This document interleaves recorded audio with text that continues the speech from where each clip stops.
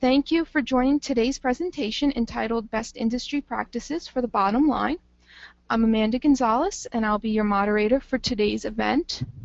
Just to make sure that everybody can hear me, could somebody hit the raise hand button? It's on your panelist screen, just so I know that audio is good to go.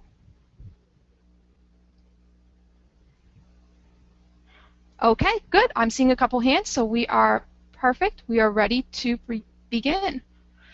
So just before we really get started, I want to review a few housekeeping items to let you know how you can participate in today's webinar. We're looking at an example of the GoToWebinar attendee interface, which is made up of two parts: the viewer window on the left, which allows you to see everything the presenter will share on their screen, and then the control panel to the right. And within that control panel is how you can participate in today's event. So the audio pane shows your audio information. By default, you would have joined the webinar via mic and speakers. Under the audio, if you prefer to use a phone, it does offer a dial-in number and a code. And during the presentation, you're going to have the ability to send questions to our webinar staff through the questions pane. Simply type in your question and click send anytime throughout the presentation. At the end of the presentation, we're going to do a Q&A session to answer as many questions that we have time for. So don't feel the need to wait until the end. If a question occurs to you, feel free to send it in, and then we will include that in the question and answer session at the end. Now, I am pleased to present our speaker today, Dr. Cornelius Hugo. Cornelius Hugo is a member of the innovation team at AIB International. For more than 30 years, Dr. Hugo has been developing and implementing technical and educational cooperative programs with professionals in agriculture, agribusiness, and marketing in Latin America, Africa, and the Middle East. Currently, Dr. Hugo is responsible for updating existing as well as developing new products and services related to regulatory compliance and productivity of food manufacturing and distribution environments, food safety training, consulting, and projecting AIB's outreach to Latin America. Dr. Hugo, I have now given you control of the PowerPoint presentation. When you're ready, feel free to begin your presentation. Well, thank you very much, Amanda. Good afternoon to everyone. As Amanda said, my name is Cornelius Hugo, and I am one of the staff members at the Innovation Department at AIB. What I would like to share with you is this hopefully curious title that you see there, Best Industry Practices for the Bottom Line. And I hope that you will stay tuned and you will find this presentation interesting because it is quite a different way of looking at the same thing we look at food plans on an everyday basis in regard to food sanitation, safety, and quality. We call it the first time right approach. And the first time right approach hints at very simple thing, that you have one chance to do anything in a food plant right the first time. If you have to repeat it, you're losing money regardless. So hopefully this approach will be interesting to you all, and you will have lots of questions at the end of the webinar. Let me get started by presenting the content very briefly, a little bit about AIB and where we're coming from nowadays in terms of food safety and manufacturing processes. Then introduce the subject matter, boil it down to 3 E's, and then talk about failures and corrective actions, which is where the gold mine is at, by understanding what the impact of failures are on productivity and gross margin. Then fully understanding what is the total cost of compliance. And then we'll wrap it up into some practical examples that you will see reflected in your own installations on a daily basis, a little bit of how to get started, and a final recap. So let me get started by sharing with you AIB's mission statement. And there are a couple of words that are underlined, and those are the key words. The word empowerment, that's a word that is really not quite well understood, but empowerment basically means for people to have pride in what they do, to have understanding why they do the things they do and why they do it in a certain way. That is empowerment. It doesn't have anything to do with position, high or low. It is, again, the pride in doing things right. Now, in food plans, we at AIB strive for empowering food plans to increase, to elevate their food safety levels, but also to improve the production process capabilities. And that's a great combination because food safety is a non-negotiable criteria, while production processes is a very flexible, very variable criteria. So how can you put those two together to achieve food safety, but do so in an efficient manner? Now, for the sake of this seminar, I have broadened the concept to include two other criteria that a food product needs to meet in order to be to have integrity. And this is the next slide that I put on right now, which is called food product integrity. What is that concept? Well, a food product has to meet three criteria in order to have integrity, in order to be complete, in order to not to have a failure in it that the market may or will detect and be very costly to the firm, to the plant. First of all, let's understand what is to be clean. So a food product first has to be clean, has to be sanitary, has to be hygienic. What is that? Let's understand that. Very briefly, a sanitary product is one that does not contain something that is not declared in the list of ingredients. That is what basically is the legal approach to what is a sanitary product.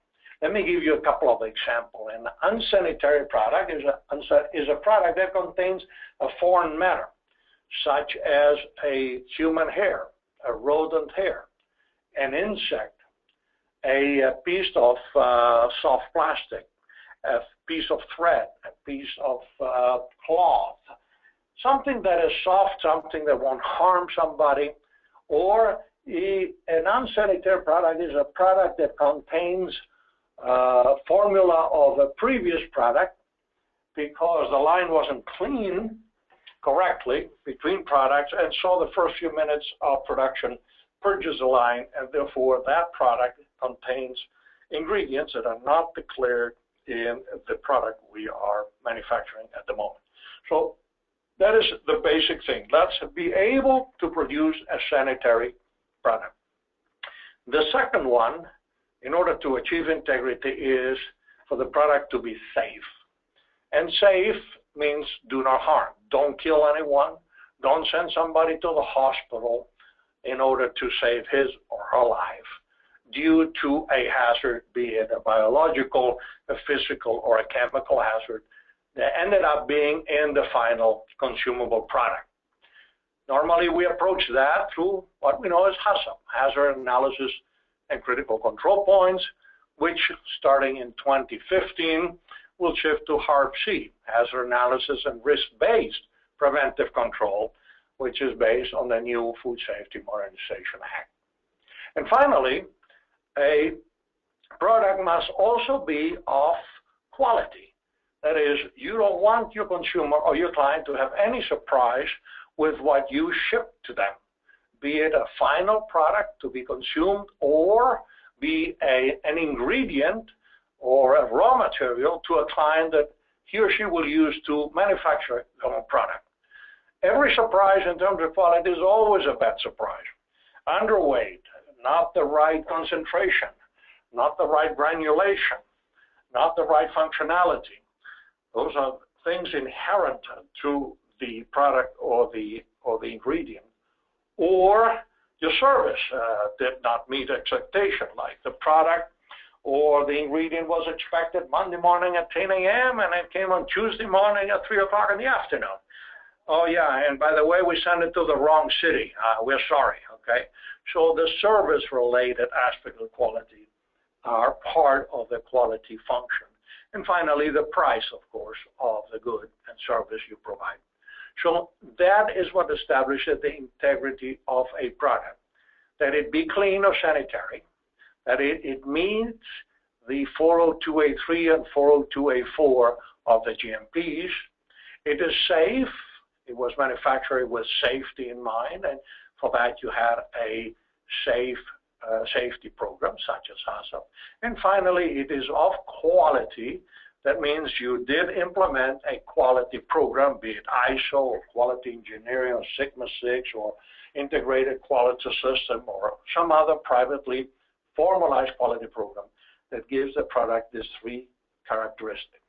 Now, the most important thing to understand about these three is that sanitation and safety are absolute values, while quality is a relative value. Now, what would we mean by that? That a product either it's clean or it's not clean. It's safe or it's not safe.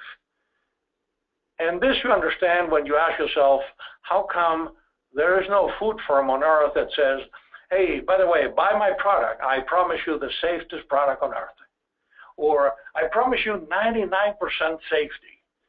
Well, imagine the message you're sending, when you say something like that.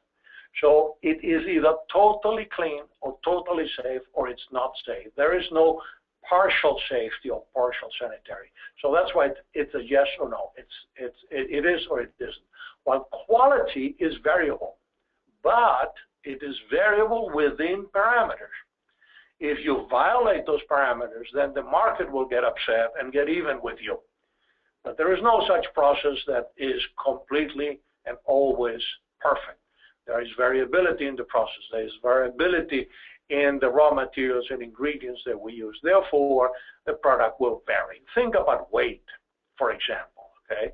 Or think about color or granulation and things like that, or breaks and so on. So there are variability, but you have promises. It will not be below this or above this, or it will be within this upper or lower boundary. And as long as you stay with that, then you have also consistency in your quality.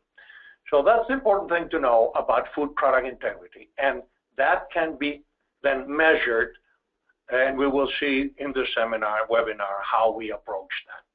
So what we want to put in the market is a product that has integrity. It is clean, it does not cause any harm, and it does not cause any surprises in terms of its quality characteristics. So how do we approach that? We approach that by one word, which is optimization. So the business objective for any food plant is to optimize. So what are we going to optimize? And that, what we're going to optimize, you have in the last two lines there. Food product integrity is achieved when you optimize first the manufacturing environment. Now think about the environment in terms of bricks and mortars, the equipment, walls, drainage, floors, windows, doors, and so on and forth. That manufacturing environment itself must be in sanitary condition. Itself must be safe, and itself must be of quality. If you don't have such a manufacturing environment, then you will not produce a product with integrity. The second thing then that you need to optimize is how things are done and carried out to produce a product. This is what we call operational methods or standard sanitary operating procedures or process controls, however you name it. But it's how you do things. How do you produce? How do you mix? How do you ship? How do you receive? But in terms of the environment, it's how do you maintain it clean? How do you maintain sanitary conditions? How do you maintain it free of pests? How do you maintain appropriate personnel practices? How do you make sure you have control of glass and brittle plastic, of chemicals? How do you assure you have the right quality of water? So this is how you do those things, operational methods. And then finally is who does it. That is then the staff, the employees, the workers, the operators, the supervisors, etc. So you have three things. You have to have an environment that must be safe, clean, and of quality. You must have validated procedures to carry out any activity in the food plant. And validated means you have proven that if you carry out such procedure out every time. That way, you should have success. You should not have a failure. And finally, you have operators. You have human beings working in your food plant, and these must be empowered. These people must be educated to carry out such activities with pride and joy and conviction that what they're doing is the right thing to do, and they want to do it right every time. So that's the strategic business objective. So how do we approach that objective and carry it out? So on the next slide, you have 3 E's, and we boil it down to very simple things, like these 3 E's. E1 in red means effectiveness, and effectiveness stands for doing the right thing. Now, let me give you some examples of what we mean by doing the right thing. Doing the right thing is complying with the GMPs. Doing the right thing is complying with food safety, say HACCP. Doing the right thing is complying with the quality criteria through a formalized quality control program. That's doing the right thing. Now, those programs have many components, as you mentioned here briefly, as I mentioned here briefly. Doing the right thing in terms of creating and maintaining a sanitary environment takes a lot of prerequisite programs, sanitation, maintenance, chemical control, foreign matter control, etc. It's doing the right thing. That is absolutely necessary, and we got to demonstrate that we are effective. That means we are in compliance. We may also have to do the right things that are demanded beyond a regulatory environment. This might be things such as a GFSI scheme that is required to do business, for example. But that is not enough. We must also calculate what is the investment that we are undertaking to do that right thing right.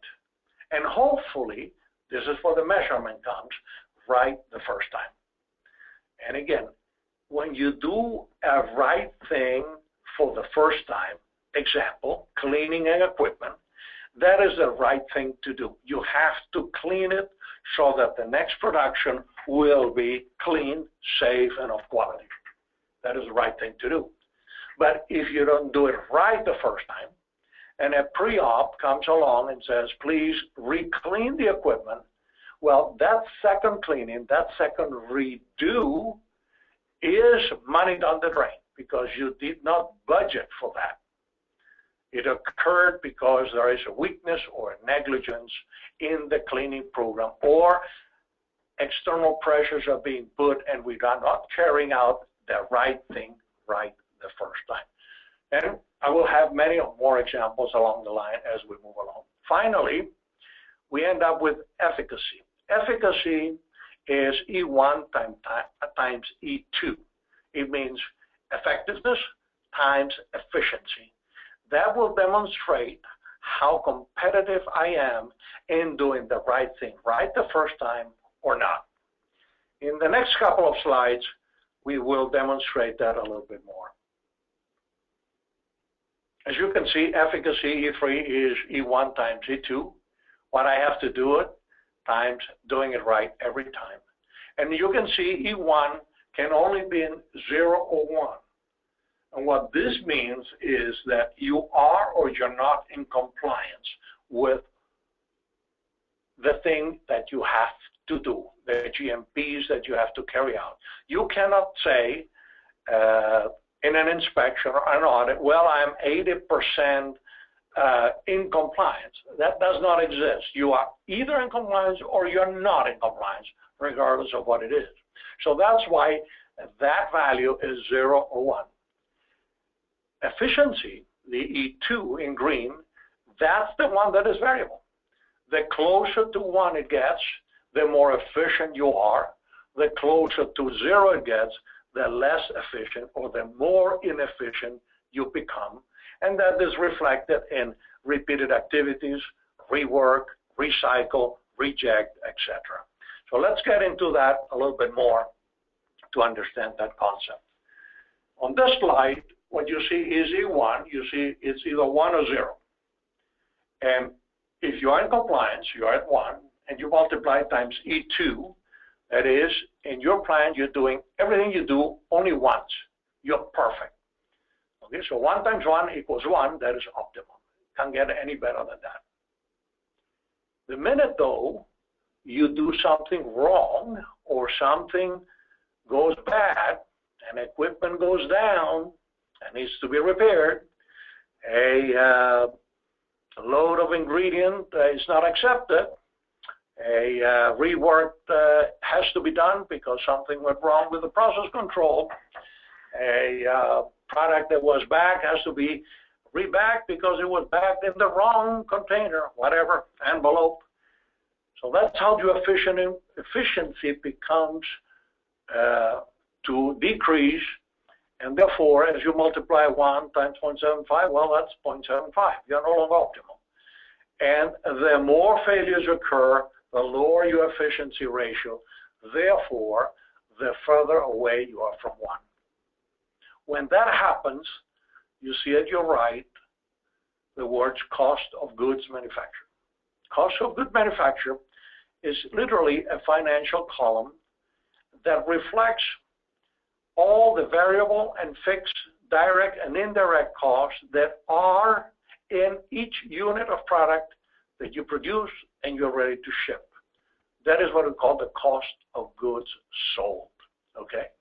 That cost of goods sold will increase as your efficiency is lowered because of inefficiency or failures, not doing it right the first time. And that in turn then decreases your productivity, and as your productivity decreases, well, your gross margin gets eroded. That's the gold mine, ladies and gentlemen.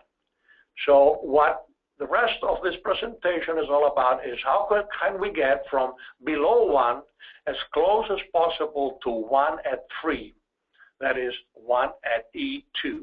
The closer we get to 1, the closer we get to optimum, the lower the cost of goods manufactured and the higher our productivity and gross margin. And yes, by the way, E1 is always met. That is, we are in compliance. Now, how do we approach that? Well, the first thing is to understand the types of failures and corrective actions associated with the failures. First of all, there are failures that can be avoided. So what is an avoidable failure?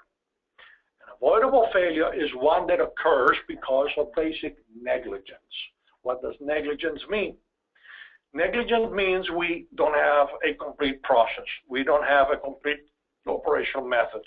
We have not educated or trained our personnel appropriately. We somehow say we don't have enough time to do this or that. We have not calibrated critical equipment, etc. So all those things are avoidable. So the issue is here to prioritize the most costly failures and then eliminate them by changing something. And the only thing we're going to change is those 3 things we saw before. We change something in the environment. We improve the sanitary environment by putting a better floor, or we change in operational methods and educate and train employees on this new or adjusted or improved operational method. So the elimination comes through an activity that addresses either one of the 3 of those criteria.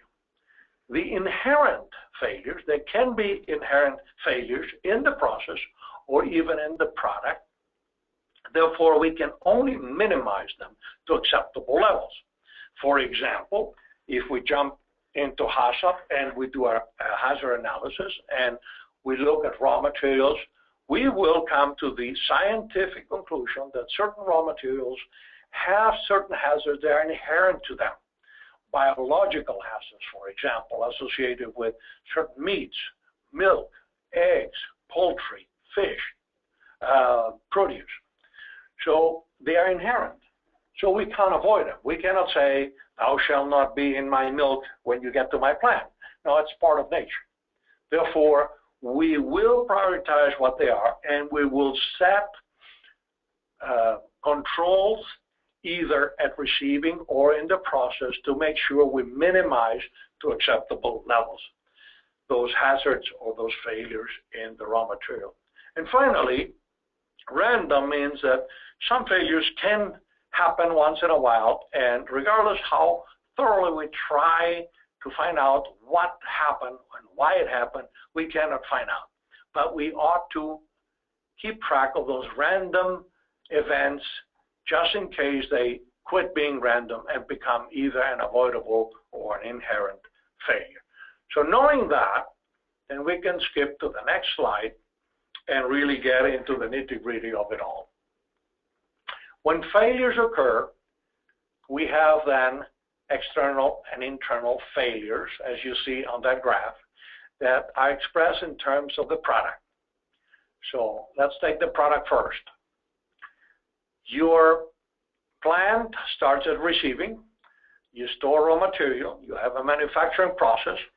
You package the final product. You store it, and then you ship it into your final product market. You can see that the purple curve is not linear, is curvilinear, it's a logarithmic curve. And the reason for that is that the closer you come to shipping, the more you have invested, and therefore the higher the value of what you have at hand, and therefore the higher the cost of correcting a failure. In other words, if the final product is not worth more than the sum of its ingredients plus the associated variable and direct cost of manufacturing it, you will never produce such product. That is a standard manufacturing equation. So when a failure with a product occurs, an internal failure between receiving and shipping, if you see to the right, you can only do one of those repeated tasks. You can reinspect, you can retest, you can regrade, you can repackage, you can rework, you can recycle, you can relabel, or you can throw it away. Well, that's very costly. That, according to the literature, is 5 to 15 times more expensive than having it prevent such failure. Remember, most failures are not inherent, they're avoidable. Worse, if the failure leaves your facility and is in the product, and now it's detected by the market. As you can see, the consequences are complaints, returns, recall, and litigation. Now that is very expensive, ladies and gentlemen. That is 15 to 30 times more expensive than having it prevented, and even more. Many food plants are closed every year in the U.S. because of external failures, never to reopen again. So what First Time Right says is that we can put in place at the supplier level and all the steps between receiving and shipping something, some activity, some programs that prevent those failures from occurring. And again, we go back to what we discussed. Those will be the GMPs, the prerequisite programs, our HACCP program, our quality program. As part of our preventive program, we have a supplier development and control program. As part of preventing raw materials from coming into our food plants with failures, we have a receiving program. That is a magic filter that will carry out activity.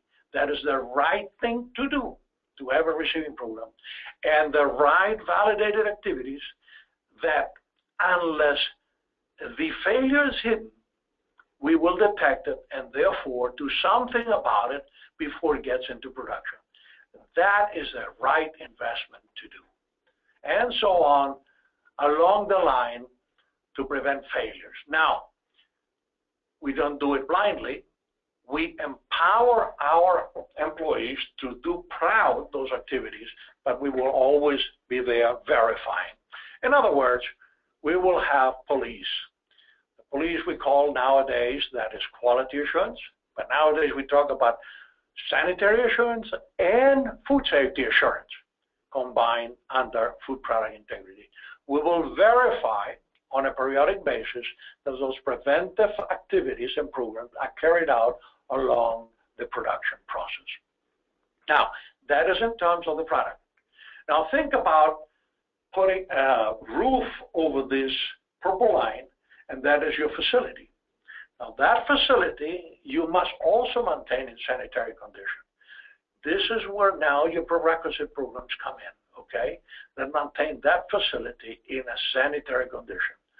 So prevention and verification is not the manufacturing process itself, it's also the manufacturing environment and the people who carry out those things. That's why you invest in education and training of personnel. So the bottom line is that internal and external failures cost you a bundle of money, and we have plenty of evidence that if you were to invest in eliminating the avoidable and minimizing the inherent, you will be much better off. A couple of examples here real quick on the next graph. For example, if your packaging material supplier makes a mistake in your reordering of packaging material, and for example, an allergen is not declared, which you wonder how can that happen, no? And it comes to your food plan, and receiving should have looked at it. Quality assurance should have compared samples against formulation and so on. Storage should have checked it. At packaging, somebody should have checked and make sure, does this match the production identification that we're putting into this packaging material, and so on. Shipping to detect, it goes on. That happens. That happens every day. Well, that is a very costly failure, because now you have to execute a recall if you did not declare the allergen, and that really, as you can see, erodes your gross margin significantly. So the total cost of that packaging material is what you spend in buying it, using it, plus the recall. Another example is a failure in processing leading to rework. For some reason, it may be a technical reason, it may be operational, it may be a formulation, it may be a mistake of some kind, and that leads to rework. Well, rework is the most expensive ingredient you can use. Well, that also erodes your gross margin. And as a final example here, repackaging. You know, how many times we package in the wrong packaging material, and we find out later. Now we have to repackage that. Well, the total cost function of every packaging is the first repackaging plus the failure of the repackaging. However, these examples illustrate what we mean the cost of internal and external failures. Now, on the next slide is the key cost function, the total cost function of compliance. First, we have to comply.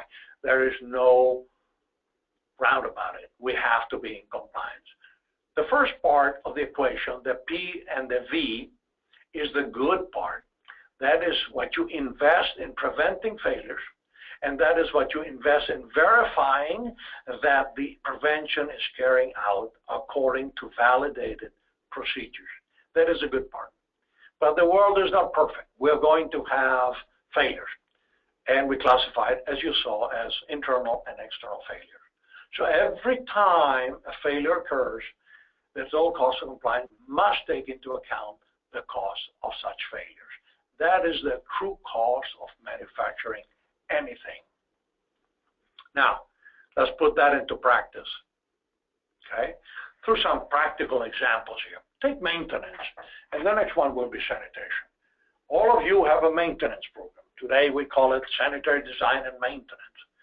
And we can ask you, what do you do at your food plant? Do you really maintain or do you repair? What do you do more of? More maintenance or more repair? Do you have cost functions when, say, the bagging machine quits working? What is the true cost of that repair? If you do not include the true cost of the opportunity forgone of bagging product or packaging product, you're truly not capturing the true cost of that failure. What did the failure occur in the first instance? Is it because you cannot do the appropriate maintenance at the right time interval? Why not? So we need to ask those additional costs to production. And that's how we can then estimate the loss of productivity. You may have bad maintenance, and suddenly there is metal in the product that leads to a return or a recall because a piece of equipment wasn't maintained right. Or somebody could have used the wrong lubricant, or a repair was done and all the residues and trash was not collected, and some of it ended up in the process and it was purged through with the product. Now you have a complaint. So that's the difference between maintenance and repair. So again, I can only take it this far in this webinar, but we can get deeply into it on how would we approach this to make it right the first time and estimate the true cost when we do not do maintenance right and we do not repair right. The same thing for sanitation, cleaning, okay? Again, what is the true cost of the cleaning program? Well, the true cost of the cleaning program is everything you did the first time, because that is the right thing to do, that is the investment, plus all the recleanings that you did, because it wasn't done the right time. Here we ask the question, do you have the cost functions for the different kinds of recleanings that you do? If you don't, then you're not capturing the true cost of the cleaning program. Or you receive complaints or recall, for example, because a changeover wasn't done right and there was allergen residue on the line, and that was detected by a product test.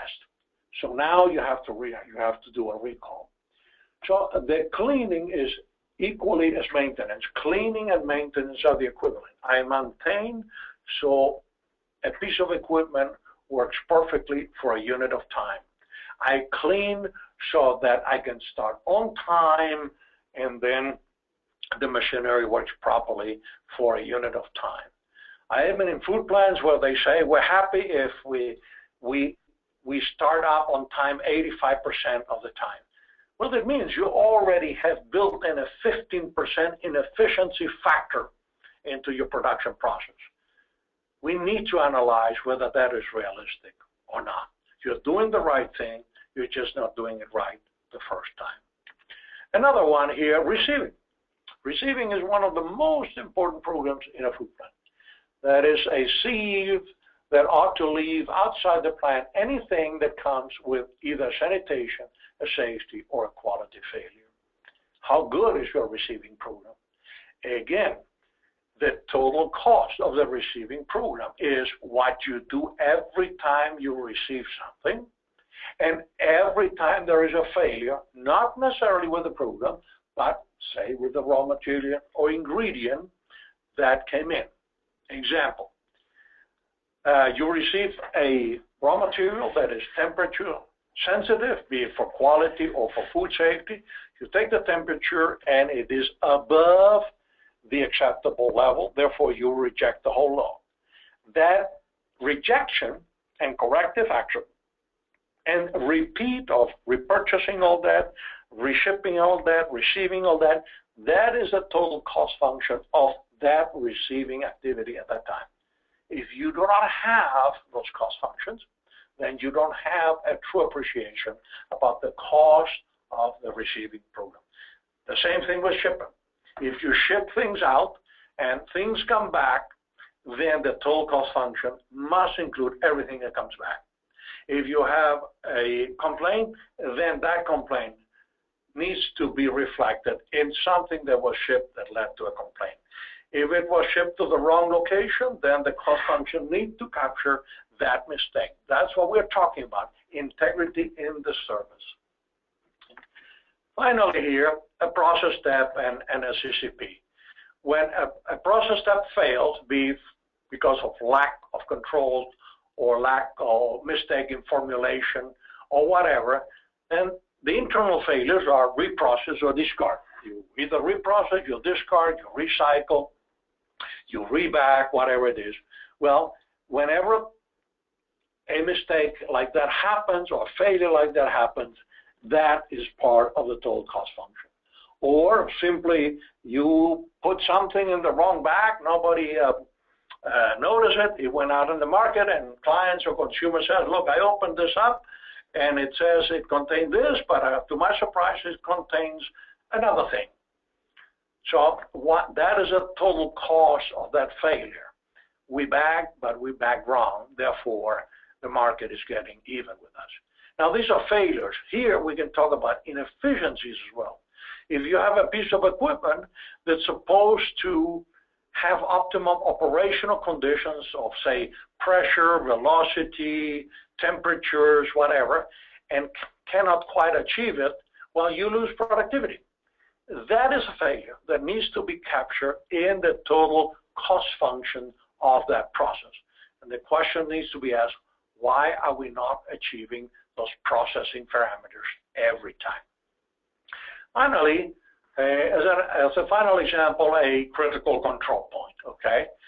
Most of you will have one or two in your food plants, such as a metal detector, a thermal process, a chemical wash, whatever it may be.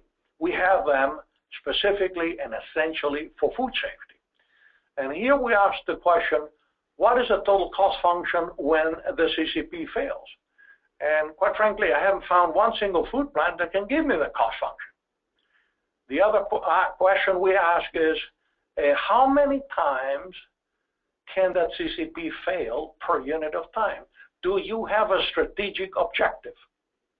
It should not be more than so many times per unit of time, because if you don't have that, you're not measuring anything.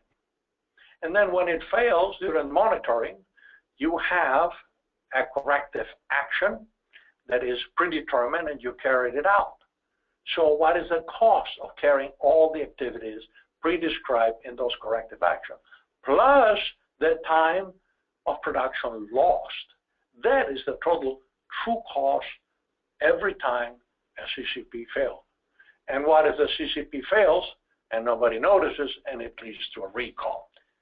So these are the things that we're talking about when we apply food product integrity in terms of food manufacturing. I want to be in compliance, yes, but I want to do it very efficiently.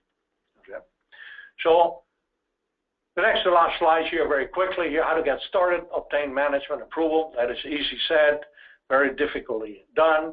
But the best approach we have found out at AIB is to demonstrate something like this to upper management, use a couple of examples in your own food plan, apply some cost functions, and then we have something rational, objectively, and verifiable to deal with. The appropriate team is not very difficult. It's production, sanitation, maintenance, sales, purchases, quality assurance, and here comes the key person. Give me somebody from finance that helps me do the cost functions. And then we do this in phase one, assessment, improvement, and long-term. Assessment means let's assess where we're at right now. That is where we learn where are the 4 R's in my plant between receiving and shipping. The 4 R's means the aha moment, we have a failure. Well, we are rejecting something. We are rejecting an inbound material. We are rejecting a product in process. We are rejecting a packaged product, whatever it is. Okay, so that's the aha moment. So that rejection leads to either rework, recycle, or you have to toss it out. Once we begin to measure that and apply the cost function to those, we can begin to prioritize the most costly one. Then we begin with an improvement process that starts with the most costly, the second, the third, and so on and so forth. And that gradually over the years converts itself into an attitude, into an empowerment, into a way of thinking, living, and acting, and approaching things into a food plan. That is, we make it our management philosophy. Food product integrity, that is, we are going to reduce inherent failures to a minimum, and we are going to do away with avoidable failures. That then, at the end, comes to this. First time right, what does it mean? First time right sets a common goal for all. First time right means we're going to do things right or we don't do it. That's the most efficient food plant on earth. If we do that, then we can put a product with integrity in the food market. It is of quality, it is safe, and it is sanitary. It is an educational approach, not a training approach. It is an empowering approach to manufacturing engineering. People are proud employees and are proud of what they do because they understand it doesn't matter what they do, whether it's cleaning the floor, cleaning a drain, or operating the most sophisticated machinery. They understand that what they do is important and why. It is proactive in nature. It seeks all the time. It measures all the time. By proactively seeking, where are we failing or where are we being inefficient, and asking, is this inherent or avoidable? And go after it. So it measures and evaluates. In other words, it applies Edward Deming's quality circle. When you apply, you measure, you evaluate, you change, you apply, you measure, you evaluate, and change. And so it thrives of continuous improvement. It thrives because people, by empowering them, they realize, yes, we can do this, and we can do a lot more and a lot better. And as a result of all that, not because of that, as a result of all that, then a food plan has superior both compliance and financial results. Food plans that we work with that apply this, they don't fail any audit, they don't fail any inspection. They welcome them to challenge them, and oh, by the way, they do have superior financial results and therefore are more competitive. Well, that's the end of my presentation. I hope you found it helpful, and we're ready to answer any questions that you may have. Turn it over to you, Amanda. Yes, thank you, Dr. Hugo. We are proceeding to the question and answer session. On the screen, you'll see a reminder for submitting questions. And the floor is now open, so if you do have a question, please feel free to type it into the box, and we will proceed. At this moment, Dr. Hugo, we don't have any questions ready, but we'll give it a minute or two and see if anything comes in. While we wait, I'm going to go to the next slide. Yeah. If you come up with a question after the session, don't worry. On the screen, you'll see Dr. Hugo's email address. Feel free to copy that down, and you can. Oh, yes. Oh, it's .org, isn't it? Yes. .org. Yeah. CUAB.org. Not. Everyone, that is my fault. I do apologize. His email is chugo@aibonline.org. Again, that's chugo@aibonline.org. That is my fault. I take responsibility and apologize to everyone for that, and especially to you, Dr. Hugo. Okay. We got it. Well, Dr. Hugo, I'm not seeing any questions come in, so it's up to you. If you'd like, we can go ahead and conclude the webinar for today. Again, if there's any questions anybody has afterwards, they can send it to you at chugo@aibonline.org, or you can feel free to reach out to me at agonzalez@asve.org, or my phone number, 1-800-713-0462, and I'm at extension 3, and I would always be more than happy to reach out to Dr. Hugo on your behalf. That sounds very good to me. I think if there are no questions, we're ready to close the webinar, and I encourage everyone, any question, please. Every question is always a good question, and we will make sure you get an answer. Thank you very much to all that stay tuned. Thank you. We'll now be concluding this webinar.